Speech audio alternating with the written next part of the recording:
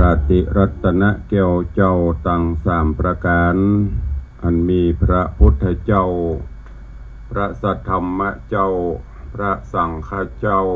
อันเป็นสรณะที่เปิ่งที่เคารพนับถืออันสูงสุดในชีวิต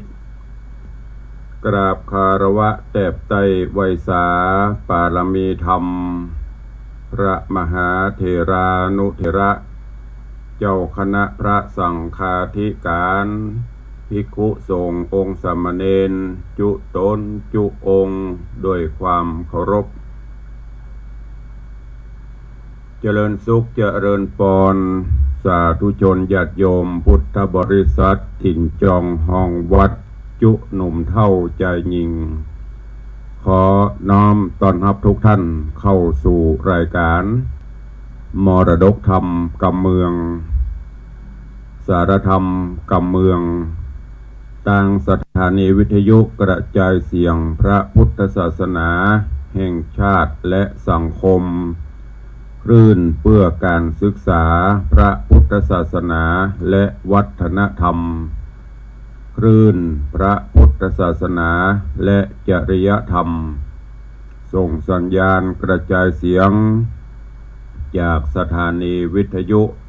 วัดฝ่ายหินตำบลสุเทพอำเภอเมืองเชียงใหม่จังหวัดเชียงใหม่ในระบบคลื่นความถี่ FM 104.50 เมกะเฮิรตซ์สถานีวิทยุคลื่นพระพุทธศาสนาและจริยธรรมในความอุปถัมภ์ของมูลนิธิพระบรมธาตุเจ้าดอยสุเทพส่งสัญญาณกระจายเสียงในระบบคลื่นความถี่ FM 96.0 เมกะเฮิรตซ์ตลอดจนวิทยุชุมชนเสียงตามสายห่อกระจายข่าวตามวัดตามวาตามหมู่บ้านต่างๆพร้อมกันนี้ก็ขอยกมือ10 นิ้วกราบถวายการต้อนรับและเจริญพรต้อนรับ FC แฟนรายการครูบาอาจารย์ท่านเจ้าญาติโยมสาธุชนทุกท่านที่ได้เข้ามาติดตามรับชมรับฟังทั้งภาพและเสียงการไลฟ์สดต่างสถานีมรดกธรรมของวัดวังสิงห์คำซึ่งได้ไลฟ์สดต่างหน้าจอ Facebook ไลฟ์ในเวลานี้ตลอดจนต่างหน้าจอ Facebook ไลฟ์ของทีวีวัดฝ่ายหิน Facebook ไลฟ์ของ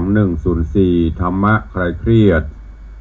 Facebook ไลฟ์ของธรรมะภาคเหนือ Facebook ไลฟ์ของรายการแสงธรรมส่องใจตลอดจนหน้าจอ Facebook ไลฟ์ของครูบาอาจารย์ญาติโยมญาติธรรมทุกท่านที่ได้กดแชร์รายการนี้แชร์บุญแชร์เสียงธรรมนี้ไปยังกลุ่มเพื่อนๆของทุกท่านรายการนี้ดำเนินโดยกล่าวกับผมอาตมภาพพระครูวิสิทธิ์ศรีลาภรณ์เจ้าคณะตำบลป่าแดดเจ้าอาวาสวัดวังสิงห์คำตำบลป่าแดดอำเภอเมืองเชียงใหม่จังหวัดเชียงใหม่เป็นผู้ดำเนินรายการนำธรรมะแบบปืนบ้านล้านนาในรายการมรดกธรรมกำเมืองมาเทศนามาพบมาปะกับทุกท่านตั้งแต่เวลานี้เป็นต้นไปปะกันวันนี้เป็นวันพระวันศีลใหญ่วันมหาอุโบสถศีลวันมหาปวารณาออกพรรษาเนอะญาติโยมศรัทธานาบุญหลายท่านหลายคนก็อาจจะตื่นมาแต่เจ้าก็ไปวัดไปวาไปออกภาษาแต่ไม่ใช่ไปลาพระเจ้าเนอะ ไปออกภาษาตามแบบเบ้าโบราณตามกฎกติกาตามพระวินัยที่พระพุทธเจ้าได้ทรงบัญญัติไว้มีเข้าก็ต้องมีออกเนาะเข้าตลอดแล้วมันบ่ออกก็ไม่ได้มันเป็นของกู้กันฉะนั้นวันนี้ก็ขอ คือทุกท่านได้เอาสั่งสิ่งที่มันบดีออกไปตัวเนอะเอาออกไปตัวภาษาบอกว่าจะเป็นโรคภัยไข้เจ็บเปียทิโลกาสิ่งอัปปะมงคลต่างๆคือมันออกไปตัวภาษาเห็นเนอะแล้วก็ที่สำคัญก็คือกิเลสตัณหาอบายมุขต่างๆก็เอาออกไปตัวชำระชะล้างจิตใจเฮาให้เบิกบานแจ่มใสโดยการมีศีลมีธรรมก่อนที่จะได้ฟังน้ำฟังธรรมก็น้อมเอิญเจริญปอนเจิญทุกท่านสงบกายวาจาใจพร้อมจิตพร้อมใจกันเข้าเฝ้าสมเด็จพ่อพระผู้มีพระภาคเจ้าโดยการไหว้พระนบธรรมแล้วก็สมาทานศีลเป็นลำดับไปที่ไปวัดก็ไปวัดรับศีลรับธรรมที่วัดก็ได้ที่ไม่ได้ไปวัดอยู่บ้านอยู่จองปฏิบัติกิจใดๆขับรถขับรางอยู่ก็ดีอยู่ปฏิบัติกิจเนี่ยก็ตามเด้อพักสักกำร่วมกันเข้าเฝ้าพุทธเจ้าเพื่อความเป็นมังกละมงคลสิริมงคลกับตนกับตัวตื่นมาเจ้ามาแจ้งมาเอาสิ่งดีๆเข้าสู่จิตสู่ใจก็จะได้เป็นมังกละมงคลเด้อเชิญทุกท่านพร้อมกันไหว้พระนบธรรมและสมาทานศีลเป็นลำดับไปณโอกาสบัดนี้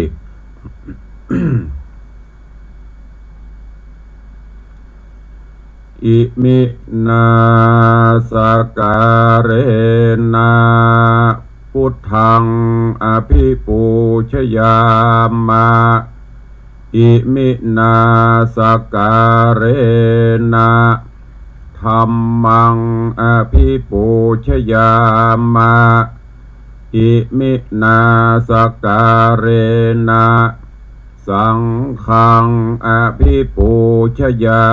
มะอะระหังสัมมาสัมพุทโธภควาพุทธังภควันตังอภิวาเทมิสวากขาโตภควตาธัมโมธัมมังนะมัสสามิสุปฏิปันโนภควโต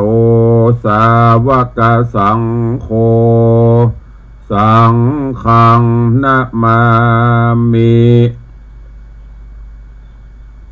หันธมยังพุทธัสสะภควโตบุพพาคณมกาลังกโรบะเสนะโมตัสสะภะคะวะโตอะระหะโตสัมมาสัมพุทธัสสะนะโมตัสสะภะคะวะโตอะระหะโตสัมมาสัมพุทธัสสะนะโมตัสสะภะคะวะโตอะระหะโตสัมมาสัมพุทธัสสะอิติปิโสภะคะวะอะระหังสัมมาสัมพุทโธวิชชาจรณะสัมปันโนสุขโตโลกวิทูอนุตตโรปุริสาธัมมัสสารถิสัทธาเตวะมนุสสานังพุทโธภควาติสวากขาโตภควตาธัมโมสันทิฏฐิโกอากาลิโกเอหิปัสสิโกโอปันญิโกปัจจตังเวทิตปโปวินยูหิติสุปฏิปันโนภควโตสาวกสังโฆอุชุปฏิปันโนภควโตสาวกสังโฆญาญะปฏิปันโนภควโตสาวกสังโฆ สามีจิปฏิปันโนภควโตสาวกสังโฆ ยะทิทางจัตตาริปุริสายุคานิอัฏฐาปุริสาปุคลาเอสะภควโตสาวกสังโฆอาหุนยโยปาหุนยโยทักขินยโยอัญจริกาลนิโยอนุตตรังปุญญเขตังโลกัสสติอิ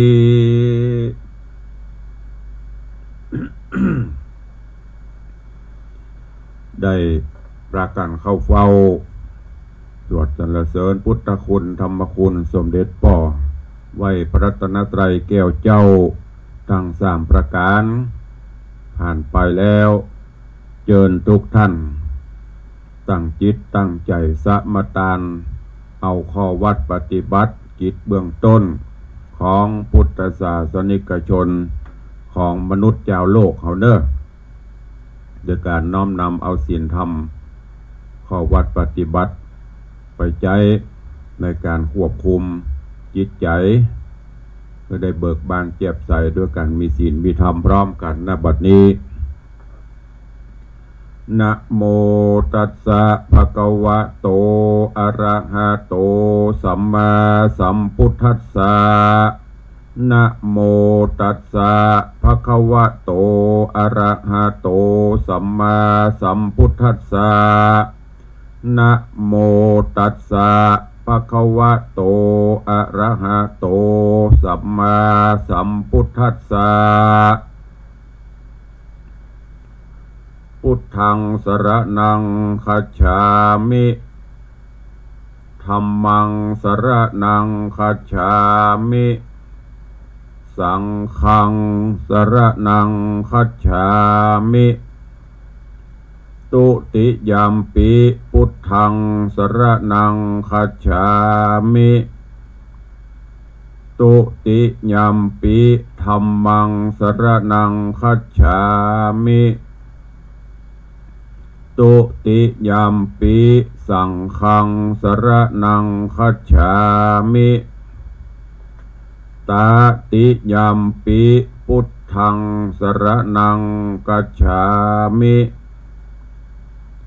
ตติยัมปิธัมมังสรณังคัจฉา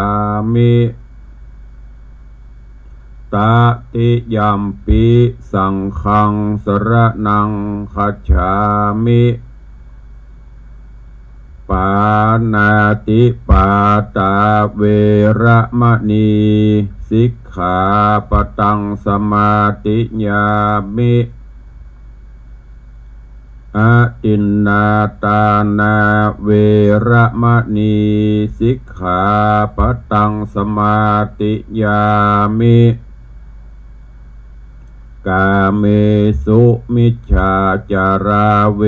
ระมณีสิกขาปตังสมาธิญามิมุสาวาตาเวระมณีสิกขาปตังสมาธิญามิสุ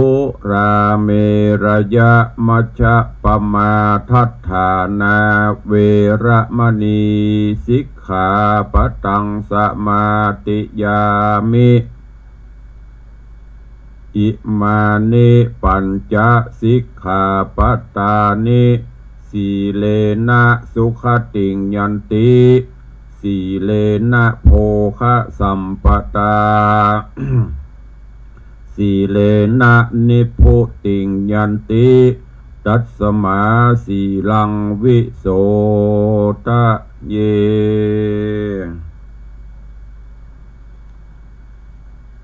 จุ่มอกเย็นใจจุ่มเนื้อเย็นใจได้ไหวพระนพธรรมได้สมาทานศีลเข้าเฝ้าพระภูมิพระภาคเจ้าตามแบบเบาโบราณลุกมาตื่นมาเอาสิ่งดีๆสิ่งที่เป็นบังกระมงคลเข้าสู่ตนสู่ตัว ส สู่บ้านสู่จองสู่ร้านค้าสู่รถสู่รางสู่ที่อยู่ที่อาศัยก็จะเป็นมงคลกับทุกท่านเด้อวันนี้ดังที่ได้กล่าวแต่ต้นเป็นวันพระวันศีลวันสำคัญหลายท่านหลายคนก็คงจะไปวัดไปวาไปจำศีลกินทานประพฤติวัดปฏิบัติธรรมท่านทั้งหลายเข้าพรรษา3 เดือนมีอยู่13 ศีลบางท่านบางคนเปิ้นก็อาจจะไปครบทุกวันพระทุกวันศีลบางท่านก็ปฏิบัติมาเป็นอาจินบ่เคยขาดวัดวาอารามปฏิบัติหน้าที่ปฏิบัติกิจดีๆของพุทธศาสนิกชนทุกวันพระทุกวันศีลก็จะปลดโปร่งปล่อยวางละเว้นว่างเปล่าเข้าวัดเข้าวาชำระล้างจิตใจโดยศีลโดยธรรมอย่างที่ได้นำเรียนได้นำมาอู้ให้กับทุกท่านแล้วผ้าผ่อนต้อนสบายเสื้อผ้าอาภรณ์เครื่องทะลงเครื่องนุ่งห่มเฮานุ่งวันต่อวันก็จำเป็นต้องซักต้องสีต้องชำระขจัดเหื่อใครขจัดกลิ่นเหม็นสาบเหม็นสางถ้าเอามานุ่งซ้อนกันซ้ำกัน2-3 วันไปนั่งใกล้เปิ้นก็จะเหม็นกลิ่นก็ต้องซักต้องสีแล้วก็ต้องใส่แฟบใส่ผงเมื่อก่อนนั้นมันมีหลายยี่ห้อเหมือนประเดียวใจสบู่สันไล่พ่องใจนั้นนี่เขาใส่ซักผ้าซักครัวไปจิตใจเฮาก็เหมือนเดียวกันบางพ่องตื่นเจ้ามาก็อารมณ์บูดบางพ่องตื่นเจ้ามาก็เครียดคิดนักบางพ่องก็สดชื่นแจ่มใสอย่างเงี้ยจะได้พุทธเจ้าพุทธบอกว่า7 วันไหนเปิ้นถึงกำหนดให้มีวันพระวันศีลเพื่อให้เฮาท่านทั้งหลาย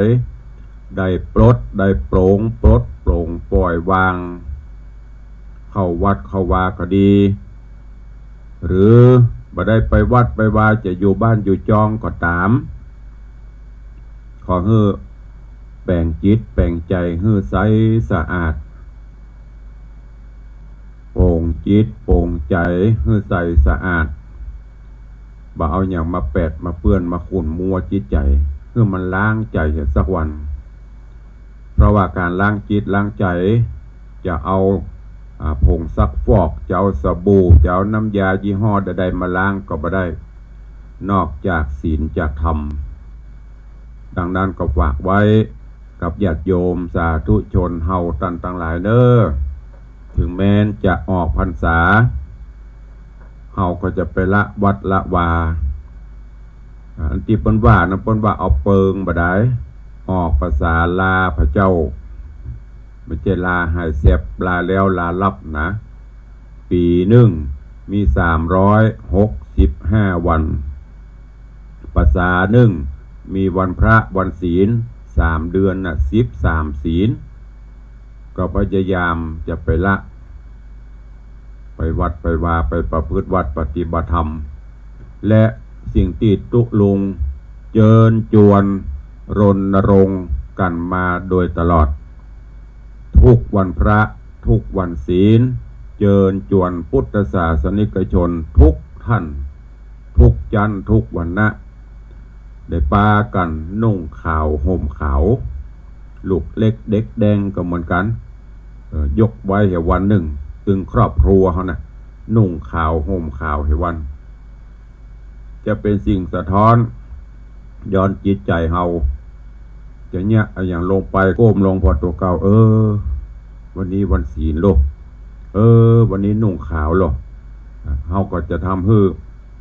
จะไปเนี้ยอย่างมันก็จะได้พอตัวเก่าจะได้เว้นได้ละไปเป็นการเตือนตัวเก่าไปในตัวเพิ่มเติมเสริมดีให้กับตัวเก่าอันเนี้ยฝากไว้มาโดยตลอดรณรงค์มาโดยตลอดเนอะ แต่ส่วนมากเขาก็จะกึดไปสปะอายฮึเปิ้นอีโลอันที่ดีอายยังบ่อายอันที่บ่ดีอายก็บ่ต้องอายสิ่งที่ควรจะอายปุ่นหัวงอกขาวส่วนบุญค่ำมาต่ำล้านเหล้าล้านยาปุ่นบ่อายคือลูกคือหลาน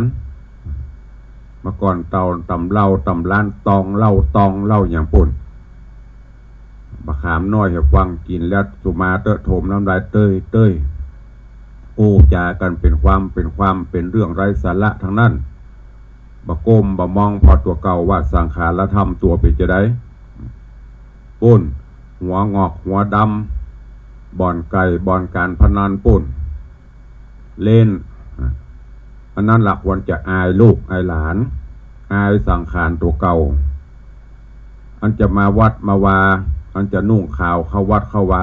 อายอันนี้บอกควรดีจะอายในสิ่งที่อายในสิ่งที่เขาทำที่เปิ้นบัญญัติกันปุ้นอันนั้นละควรจะอายเด้อตุลุงฝากไว้กับทุกท่านตัวแถมประการหนึ่งก็คือการเข้าวัดเข้าวาการประพฤติวัดปฏิบัติธรรมจะไปรอเท่ารอแก่จะไปถือว่าเรื่องวัดเรื่องวาไปหันไปปฏิบัติธรรมเป็นเรื่องของคนเฒ่าคนแก่ญาติโยมทั้งหลายลองพอประเด็นนี้โลกเราไม่มีการเปลี่ยนแปลงไปในด้านวัตถุเจริญสิ่งอำนวยความสะดวกมีนักยิ่งประเดี๋ยวซ้ำหายตูกาดล้านกายุบเปลี่ยนไปซื้อก่อนที่ไหนซื้อตังมือถือจะซื้อนั่นซื้อนี้ซื้อตังเฟซตังไลน์ง่ายนะยิ่งเพิ่มกิเลสยิ่งเพิ่มตัณหาเข้าติ๊กโลกเจริญขึ้นจิตใจคนต่ำลงความหันแก่ตัวก็เกิดขึ้นบอกว่าเพศใดวัยใดอย่างที่ได้บอกได้อูดได้จ่าไปแม้กระทั่งอย่างคนเฒ่าคนแก่ก็เหมือนกัน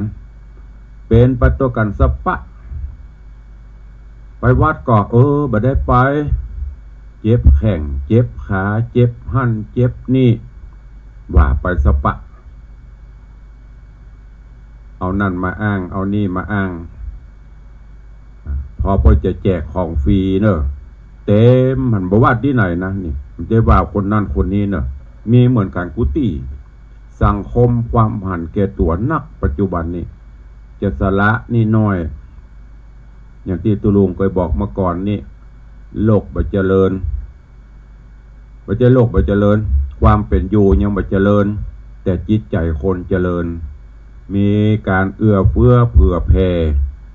มีการยื่นปันกันอนุเคราะห์สงเคราะห์กันม้วนแต่การแต่งเนื้อแต่งตัวกันไปนั่นไปนี่มาก่อนไม่ใช่อดีตชาตินะชาติมาเดือนที่ตุลุงเคยเอามาเล่าให้ฟังหลายเตือละท่านทั้งหลายลองคิดตามไปด้วยใจอันเป็นปกติสุขเนอะไม่ใช่วัตถุนี่ว่าไปเลยเพียงนะลองนั่งคิดไปตัวจินตนาการไปตัวมันเหมือนคนว่าแต่ก่อนสมัยเมื่อก่อนอย่างที่เคยนำมาบอกบ้านจองเขาอยู่กันอย่างสันติสุขครอบครัวก็มีความสุขกินข้าวกินน้ำก็พร้อมหน้าพร้อมตาพ่อแม่ลูกพ่อไปยาการแม่อยู่บ้านก็ดูแลบ้านลูกเข้ามาเลิกการเลิกงานก็มาช่วยกันการกินการว่ากำใจเจริญเหมือนบะเดียวบะมีเซเว่นบะมีแก๊ปฟุตบะมีฟูดฟัดแฟตอย่างนี้บะมีพริกมีบ้านเหนือเกลือมีบ้านใต้ขอกันกินไปเจ็บเป็นเย็นอุ่นกับปีกว่าพี่น้องออกท้องเดียวกันจะมาถึงพี่น้องจะบ้านเปิดเต็มบ้านล่ะเนี่ยมีความสุขก็ตั้งแต่ลองคิดพอละมันเหมือนตัวลุงวัดแต่แต่บัดเดียวนี้ลองพอก็เดี๋ยวกับวีวอใต้เนน่ะไอ้อย่างน้อยก็ห้องรถกู้ชีพกู้ภัยหมดบ้านอยู่หิมกันกับแปลงติดกันกับบ่ฮู้ไผเจ็บไผป่วยไผไข้เพราะไอ้อย่างเล่าลองไปคิดพอเพราะกิเลสทั้งนั้นแหละ ความโลภความโกรธความหลงกลัวเปิ่นมีกลัวเปิ่นได้อิจฉาตาห้อนกันนักขึ้นสังคมก็เลยอยู่กันบ่ม่วนมันมีความสุขเข้าตำนองวัดวาอารามก็เหมือนกันคนจะไปวัดไปวาก็เหมือนกันไปเป็นซักแต่ว่าไปเป็นประเพณีนิยมอย่างตุลุงเคยว่าน่ะ13 ศีลเข้าภาษาบางพ่องก็มาเห็น3 ศีลบ่ได้ว่าเข้าไปนะนี่นะเอาความจริงมาบอกกันฟัง3 ศีลก็มีวันเข้าภาษาออกภาษาเดือน12 เป้งเนี่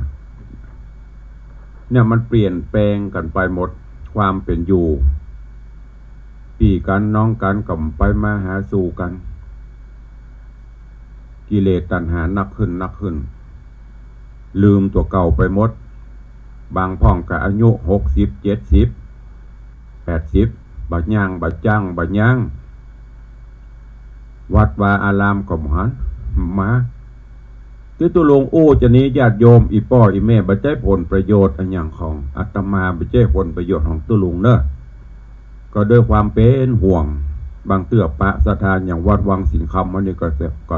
แนะนำเปิ้นแต่เปิ้นจะเอาบ่เอาเป็นแถมเรื่องหนึ่งหรือญาติโยม FC ก็เหมือนกัน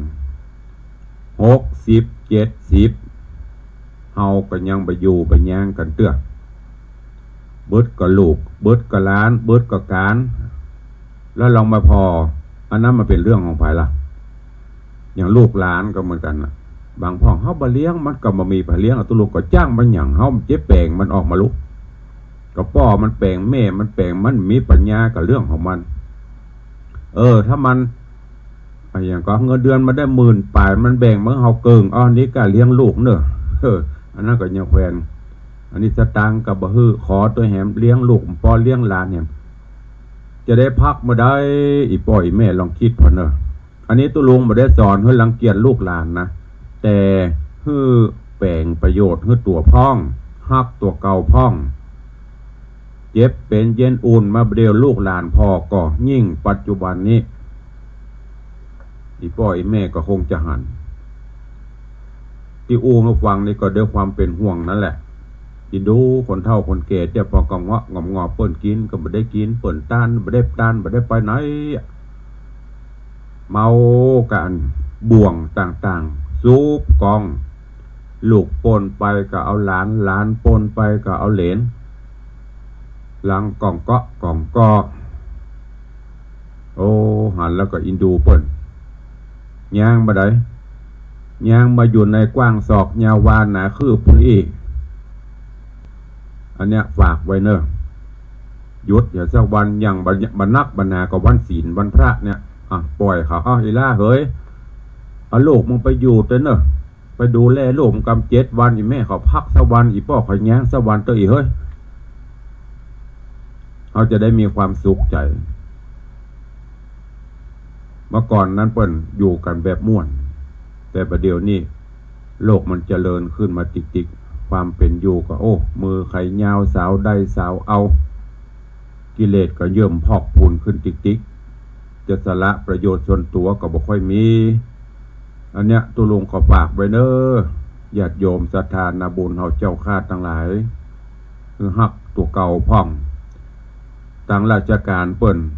60 ปีเปิ้นเกษียณก็คือได้พักนั่นละเพราะจากนั้นไปอย่างที่เคยบอกไว้อายุเกณฑ์เฉลี่ยของคนเฮา75 ถึง 80 ปี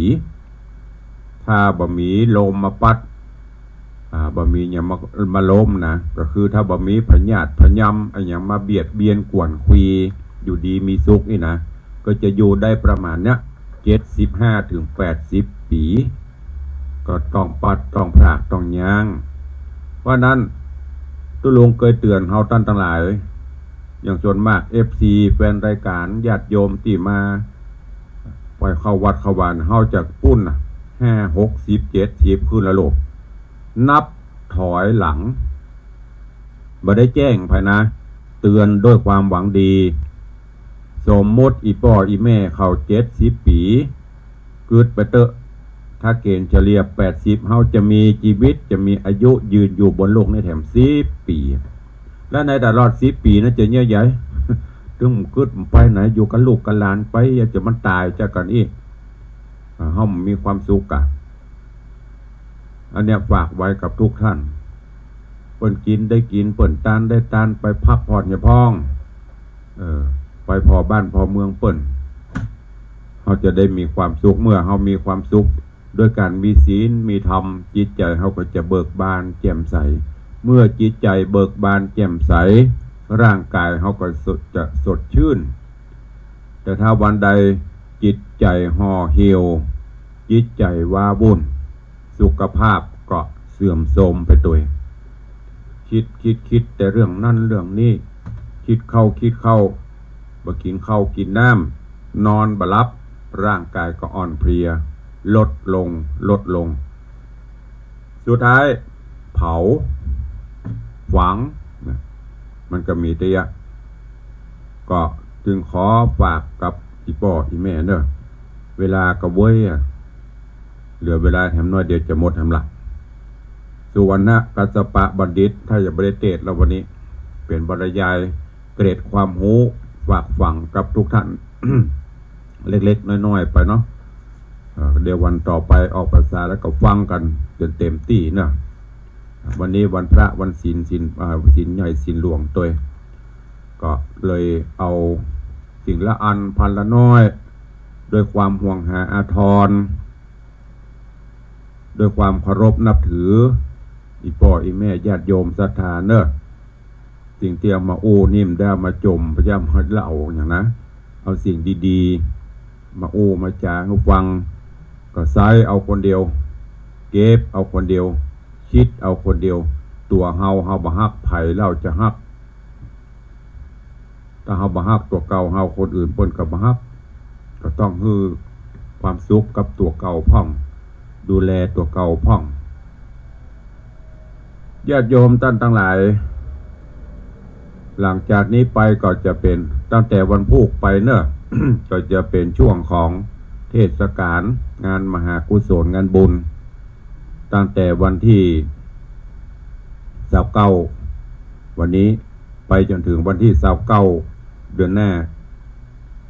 เป็นช่วงของมหากฐินทอดกฐิน1 เดือนตามวินัยที่องค์พระผู้มีพระภาคเจ้าได้บัญญัติไว้1 เดือนเป็นช่วงของการทอดกฐินทำบุญกฐิน1 วัดรับได้เพียงครั้งเดียว1 วัดรับได้เพียงครั้งเดียว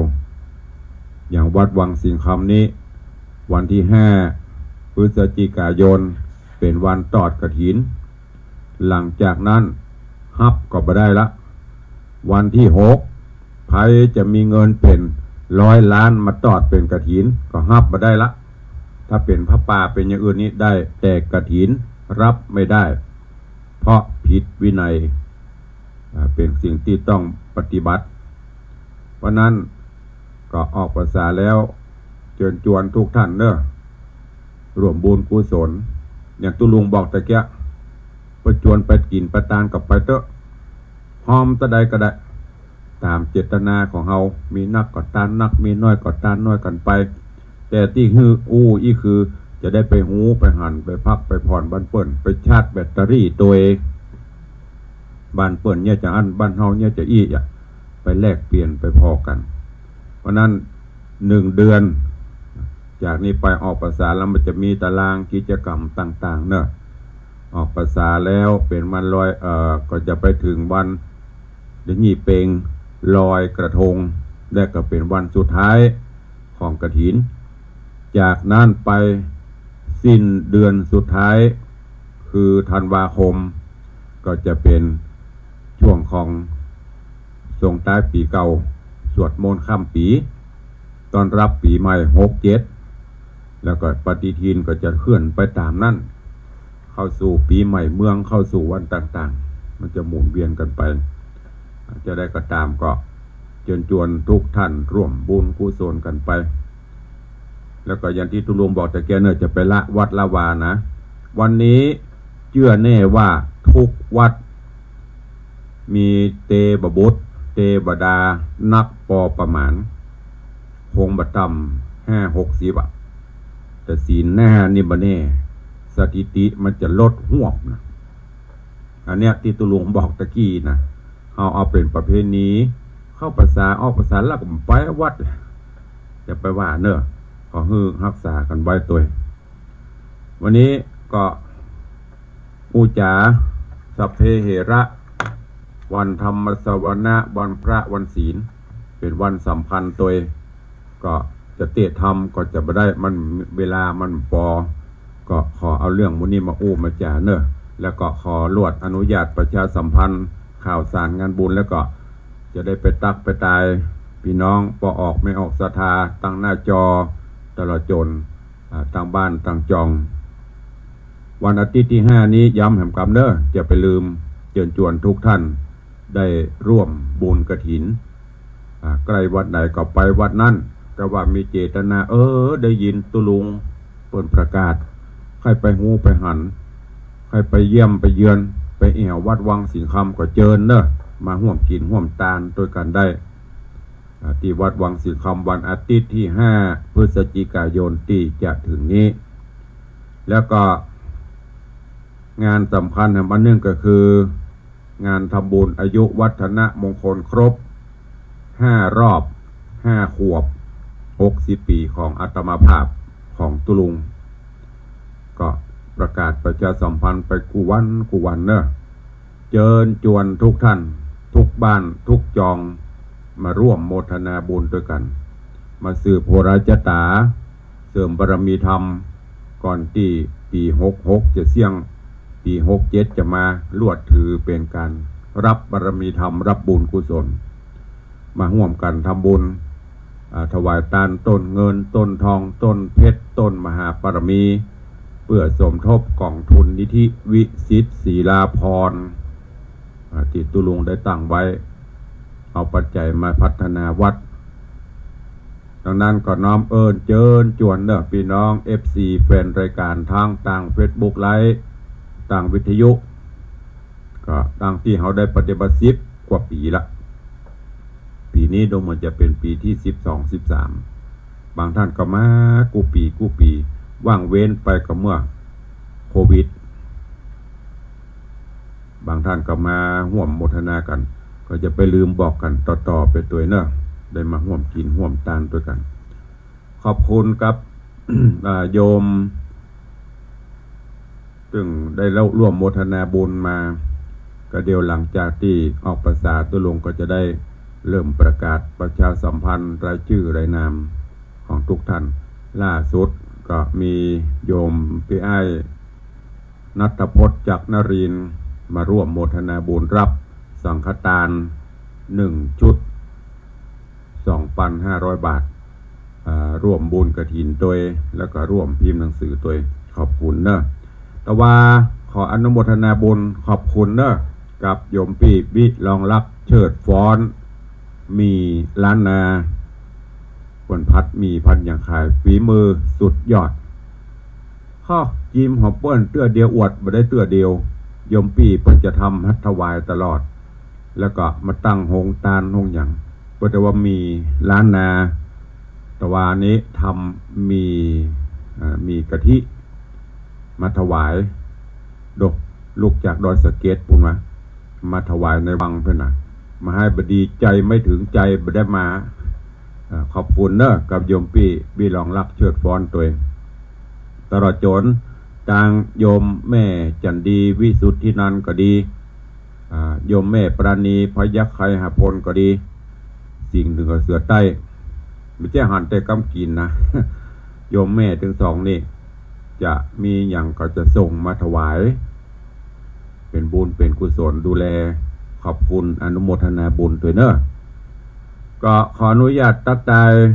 พี่น้องเสียทานาบุญต่างหน้าจอ FC แฟนรายการติดตามทาง Facebook ตอนนี้เพื่อที่จะได้ได้จากันเนาะแล้วก็เดียวก็จะได้ไปต่างบ้านต่างจองตัววันนี้หลายเนาะถึงบ้านถึงจองอนุโมทนาบุญขอบคุณและต้อนรับโยมปี้วิไลนวลศรีกราบไหว้สาสวัสดียามเช้า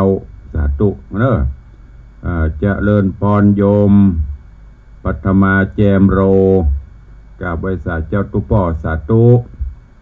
ดอกเดี๋ยวเปลี่ยนสปะนะตุปีตุน้องตุป่อตุลุง ยังเป็นตุอุ้ยเด้อเนอะตุอุ้ยมาเตื้ออันกันจังลังจะ60อยู่ถ้ามันอายุมั่นขวัญยืน80ขึ้นไปเป็นตุอุ้ยได้ละตุมอน เจริญปอนกุโยมชนจันทร์ซอนคำน้อมกราบไหว้สาเจ้าสาธุเจริญปอนพินันล่าพินันจรันปิยะจันทร์สโลมโดยซิวขอบคุณกับพินันด้วยเนอะวันที่4จะเอาหลอดไฟมาถวายที่แรกก็จะซื้อนั่นละแต่พินันเปิ้นถวายตลอดไฟลาวไฟเครือไฟฟ้าอุปกรณ์ไฟข้าวก่อนนั่นก็เอามาถวายพวกใจเงินก็เป็นหมื่นๆนะวันนี้ก็ขอบคุณเนอะจะเอามาแขวนมาเปลี่ยนตีโกมอู้ถึงเรื่องโกมตัวเหี้ยไข่ยังได้แขวนที่ไหนละปูนเพิ่มมีโคมแสนดวงในวังสิงคำนี่พระแสนดวง โคมตามหน้าบุญก็มาแขวนมาปูจากันเนอะปูจาพระธาตุปูจาอย่างแบ่งใบให้กูปีสถาวัดวังสิงคำเขากรรมการที่มาเนอะแขวนประเติบมันท่านรอเดือน4อย่างนั้นแขวนไปมันถึงอยู่โคมนี่จะแขวนว่าถึงปุ้นหลังมกราโคมบุญจะลือ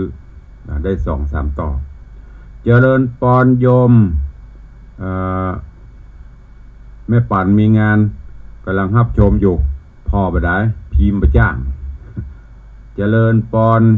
โยมแม่ปราณีพยัคฆ์ไคหพลเนอะโยมแม่บอกว่ากราบสาธุเจ้าตำพระครูเจ้าวันนี้วันพระออกพรรษาจะไปวัดฮับศีลฮับ2 เตือนเนอะตะกี้ตุลุงเฮือละแห่ไปวัดแห่มแห่มาตอนแห่มแห่มาแรงแห่มแห่วันนี้ได้ประมาณ20วันนะขอบคุณเจริญปอนอนุโมทนาบุญกับโยมแม่ปานีตัวเด้อเจริญปอนโยมพินานอินสมเตปินพินานอินสม7 สีพิทาจารย์มหาปวารณามาแล้ว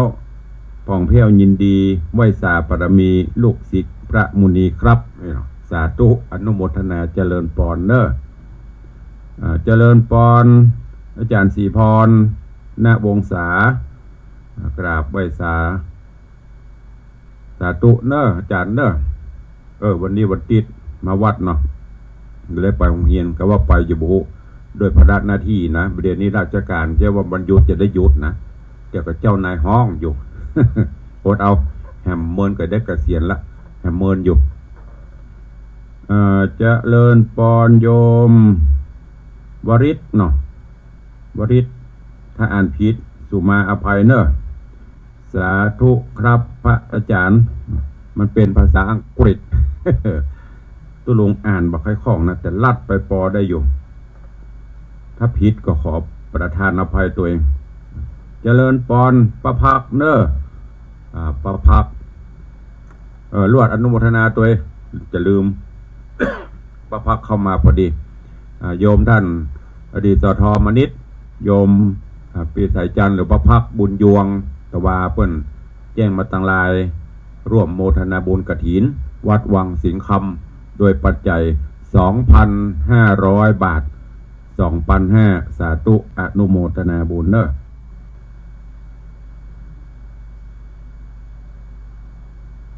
อันนี้อย่างโยมเพนสีเนาะถ้าจะแม่น หมวกถูกบรรทุกหมวกเพนสีนามสกุลอะไรอย่างเนี้ยอย่ามูอ่านไปได้ละลัดไปนะถ้าจะแม่นนะสาธุเจ้าตุลงสันทรายไม่ย่อย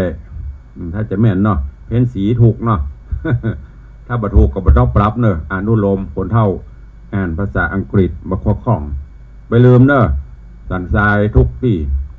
ทุกบ้านนะในวันที่16-17 ธันวาปะกันที่ในวังเนอะกินห่วมตันเติงตัวกันตั้งบ้านตั้งจองใครจะอู้ตัวตุลุงเข้ามาเนอะแล้วก็มีข่าวฝากประชาสัมพันธ์เพื่อกับญาติโยมต่างหลายเนอะวันที่จะได้ลืมไปละของวัดอันอย่างก็วัดหัวมุงนี่ก็งานพระราชทานเพลิงใบนิมนต์ไปได้เข้ามาเนี่ยปลายเดือนพฤศจิกาเนี่ย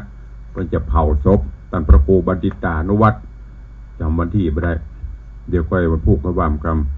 อันนี้เป็นงานทำบุญครบรอบหรือว่าวันลงจอบแรกการสร้างตางขึ้นดอยสุเทพเนอะครบรอบวันลงจอบแรกสร้างตางขึ้นดอยสุเทพครบ89 ปีท่านครูบาเจ้าสินธรรมศรีวิจัยสิริวิจโยนำศรัทธาญาติโยมสร้างแป้งมัคคะหนตางขึ้นไปไหว้วัดอรหันตาคือดอยสุเทพมาปีนี้ครบ89 ปีทุกวันที่9 พฤศจิกายนเนอะทางคณะกรรมการกองทุนน้อมรำลึกครูบาเจ้าศรีวิจัยคณะกรรมการหมู่บ้านน้ำตกห้วยแก้วตลอดจนศรัทธาญาติโยมได้ร่วมแรงร่วมใจกันจัดกิจกรรมเป็นประจำกุปีนี้ก็เช่นเดียวกันเนอะวันพฤหัสบดีที่9 พฤศจิกายน 2566เมื่อเจ้าก็จะมีการทำบุญตักบาตรพระเจ้าประสงค์เจริญพระพุทธมนต์บังสุกุลอธิอุบาแล้วก็ร่วมสร้างคุณงามความดีโดยการพัฒนารอบลานครูบานี่ก็เชิญชวนทุกท่านเนอะไปร่วมทำบุญตักบาตรสร้างบารมีธรรมน้อมอุทิศถึงดวงจิตพระวิญญาณทิพย์ของพ่อครูบาศรีวิจัยสิริวิจโยที่ลานครูบาเนอะวันพฤหัสบดีที่9 พฤศจิกายนที่จะถึงนี้แล้วก็แห่งงานหนึ่งเชิญร่วมงานพระราชทานเพลิงศพพระเดชพระคุณหลวงปู่พระครูพิพิธปุญญาภิรัตน์หลวงปู่ครูบาหม่อนเจ้าอินตากตะปุญโยที่วัดศาลาตำบลน้ำแพร่อำเภอหางดงจังหวัดเชียงใหม่กำหนดการตั้งแต่วันที่20 ธันวาคมถึงวันที่24 ธันวาคมเนอะ20 ถึง 24วันที่24เป็นวันสุดท้ายเป็นวันพระราชทานเพลิงศพน้อมเชิญชวนทุกท่านได้ไปร่วมงานโดยทั่วกันนี่เป็นข่าวฝากประชาสัมพันธ์มาตู้หลวงก็ประกาศประชาสัมพันธ์ให้ท่านทั้งหลายได้รับทราบโดยทั่วกันเนอะเหลือเวลาแถมน้อยก็เดี๋ยวก็จะได้ขึ้นวิหารเพื่อปอนรับบิณฑบาตใครจะจะกับตุลุงกอดทางบ้านทางจองมีไม่ถ้ามีก็โทรเข้ามา0817836540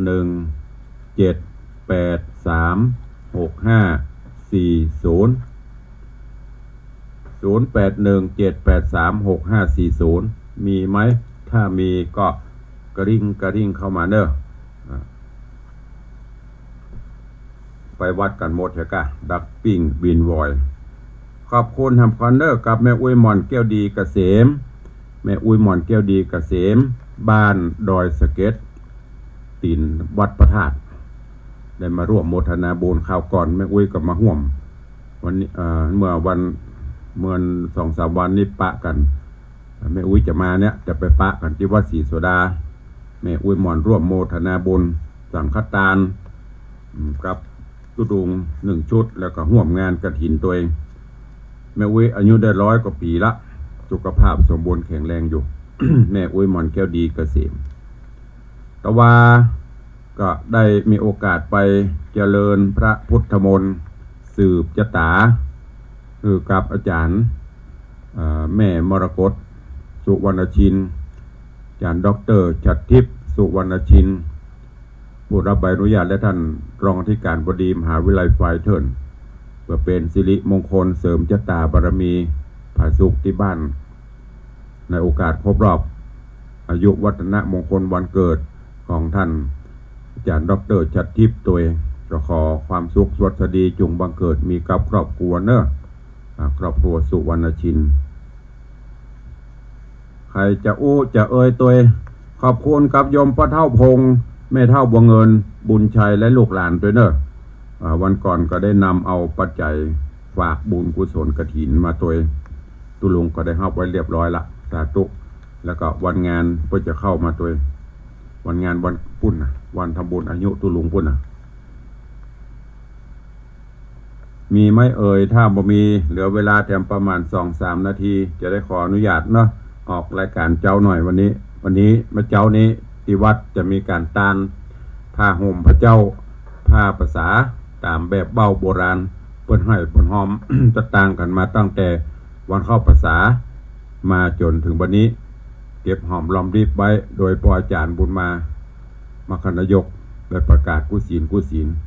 เราไปซื้อผ้าก็จะตานวันนี้ตานผ้าห่มผ้าตุ้มพระเจ้าตามแบบเบ้าโบราณตัววันนี้ตุลุงก็ขอนำรายการจากทุกท่านไปก่อนเนาะปะกันใหม่วันต่อไปเนอะขอความสุขสวัสดีจุงบังเกิดมีกับทุกท่านเนอะอยู่ดีมีสุขเหมือนกันจุตนจุองค์จุผู้จุคนขอกูลเกี่ยวเจ้าตั้งสามโปกห่มเดินต่างไปที่ไหนก็ขอให้